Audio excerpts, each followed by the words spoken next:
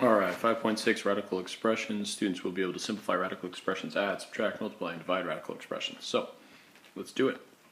First one, rad 3 times rad 5. This is the same thing as having 3 and 5 multiplied together underneath the radical. So the answer here is just rad 15. And that can't be simplified, so you're done. Okay, why don't you guys try this next one, practice number 1. Hopefully, if you do it on your own, you'll see that it's the same thing as 2 times 5x, which is 10x. Done. Okay, what about something like this? Well, remember in the past we said we could break this down. This is the same thing as 36 times 2. This is the same thing as 6 times 6. Once you get a pair, you could circle it, box the loner. And you could technically do the same thing with the x4 here. You could break down to x squared times x squared. Circle that. And so your answer is going to be 6x squared rad 2. Now, a shortcut for that is whenever you don't have a number here, whenever this number is empty, it's a 2. So you could just do 4. This is just for variables, but you could do 4 divided by 2, which is 2. And you'd get x squared. So that's the shortcut. So if this was 6, x to the 6, you would do 6 divided by 2 would be x cubed out here. And that will work. And the cool thing is if it was, say it was like x7, 7 divided by 2 is 3, so it'd be x cubed out here, and a remainder of x that would stay on the inside. That's how that works. We'll see when we get closer to it. Alright, so go ahead and try this one. You may want to pause the video because I'm going to put the answer up in just a second.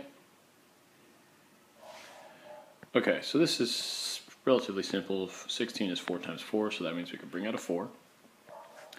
Like I said before, there's an imaginary 2 right here, so 8 divided by 2 is 4, so we're going to do p to the 4th. And 7 divided by 2 is 3, so we're going to do q to the 3, but we're going to have a remainder of q, or yeah, a remainder of 1q, so we're just going to leave a q in here. It's the ugliest q ever, but that is a q, I guarantee you. There we go.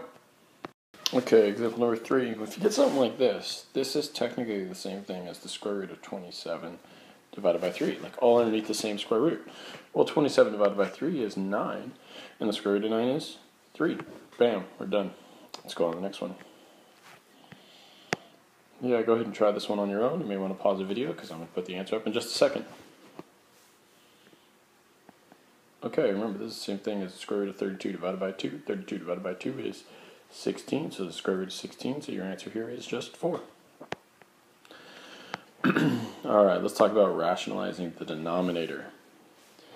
So, we could split this up as the square root of x fourth over the square root of y fifth. That gives us an x squared on top, because the square root of x to the fourth is x squared. And remember, we could do 5 divided by imaginary 2 right there. It gives us a 2, so we could pull out a y squared with a remainder of a y.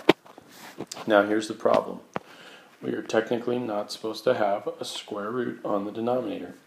So we have to rationalize it. We rationalize it by multiplying it by whatever would cancel out the square root. Well, the thing that will cancel out a square root of y is also a square root of y.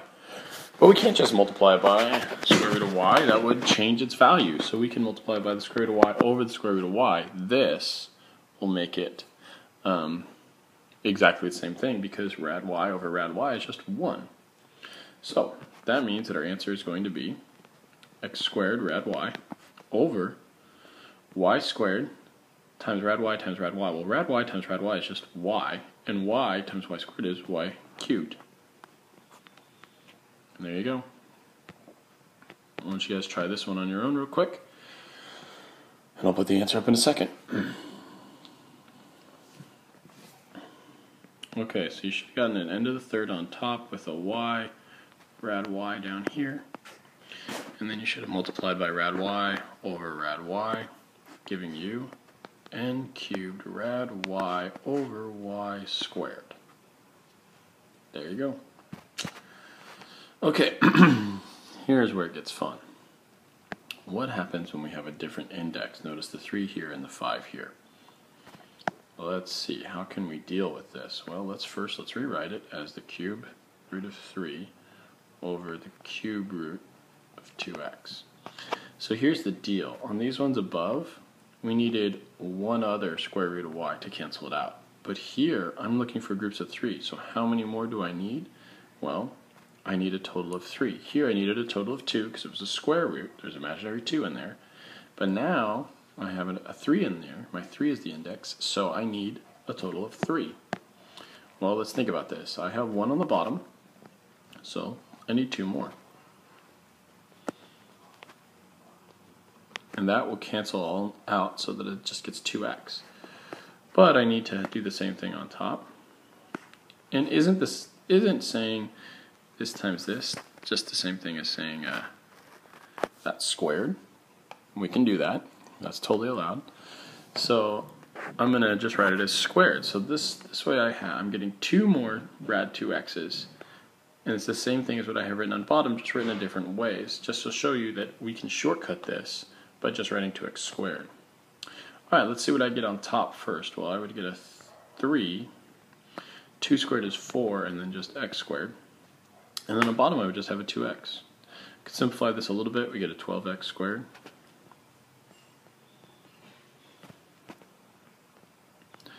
And we could simplify this even more, because the 12 can break down. See, if we want to break down this 12, we would get a 6 and a 2 and then a 3 and a 2 and circle the 2 and box the 3. So this is the same thing as 2, pull out the x squared, which would give, oh, we can't pull out the x squared. Actually, I'm sorry, I made a mistake.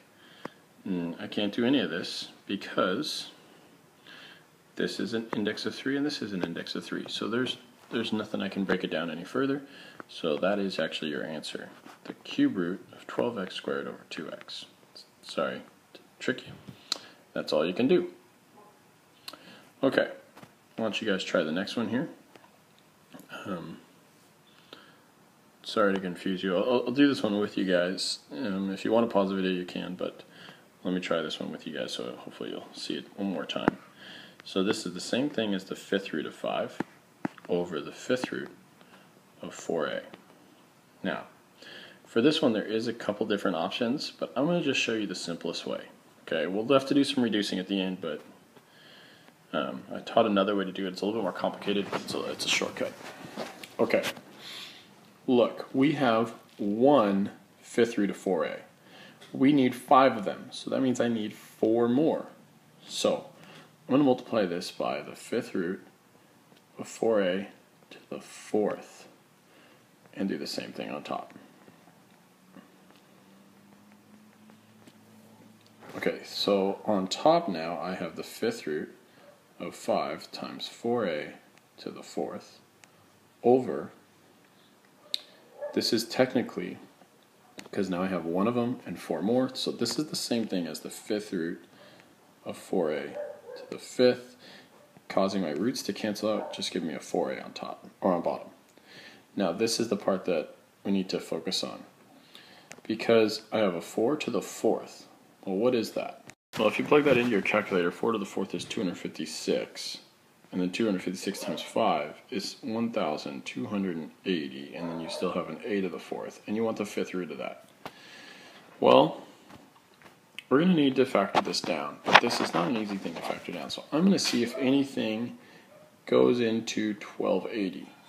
Does anything go into 1280 that is a exponent of 5? I'm going to start with 2 to the 5 because it's the smallest number. Well, 2 to the 5 is, I'm plugging it in my calculator, 32. Okay, so I'm going to ask myself, does 32 go into 1280 evenly? So just check on your calculator, 1280 divided by 32.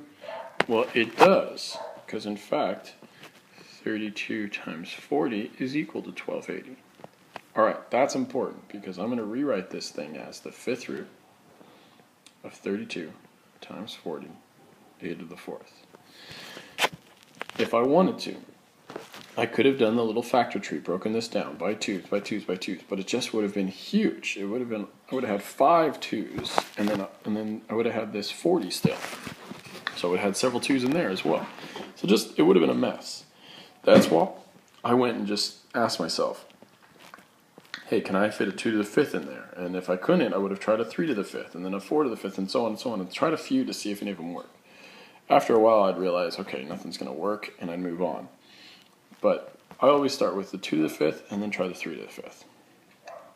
Okay, since 32 is the same thing as 2 to the 5th, I can write it in as 2 to the 5th, and now I have 2 to the 5th, 5th root. I can pull out a 2.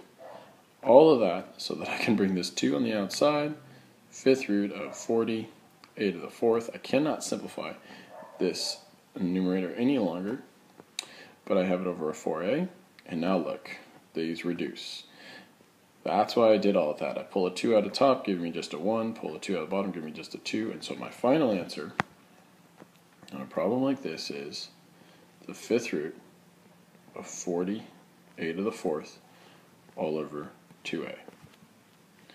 I know that's a messy problem, but that's all the stuff that you need to do. There is a shortcut to that if you want to learn it. You can come see me. It's just, like I said, it's a little more complicated. It has to do with figuring out how you can get to this number 32 without raising it to the 4th power. So instead of raising it to the 4th power, you could have said 4 times 8, and that would have given you a nice even 32. So you could have done 8, a to the 4th. Anyway, we'll move on here. See you guys on the next video. I'm going to do the second half of 5-6 on a different video.